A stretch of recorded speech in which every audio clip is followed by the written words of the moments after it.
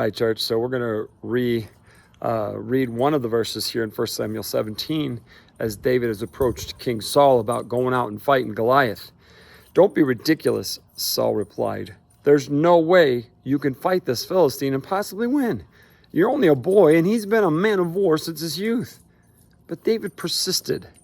"I've been taking care of my father's sheep and goats," he said. "When a lion or a bear comes to steal a lamb from the flock, I go after it with a club and rescue the lamb from its mouth. If the animal turns on me, I catch it by the jaw and I club it to death. I've done this to both lions and bears, and I'll do it to this pagan Philistine too, for he has defied the armies of the living God. The Lord rescued me from the claws of the lion and the bear, and he will rescue me from this Philistine." Saul finally consented. "All right, go ahead," he said, "and may the Lord be with you." Now, this is like a fantastic story for one thing, of course, and David being my namesake, I love him and I love his passion for the Lord. But here's what I want to bring out as a devotional for today for you and I.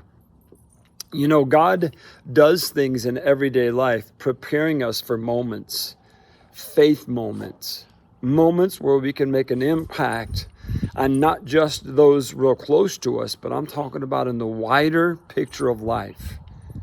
Now, when David was defending the sheep and the goats and all that stuff with the lion and the bear, I guarantee you there was no thought in his mind that he would ever be going to fight some giant on the battlefield.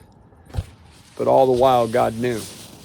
And because of that, God was preparing him and using situations in his life for a moment like this, where there was no fear, there was faith, and he understood that it was God who had delivered him in the first place with every situation and scenario he had ever faced. Therefore, he had the faith and the confidence in what God would do in this giant crisis moment.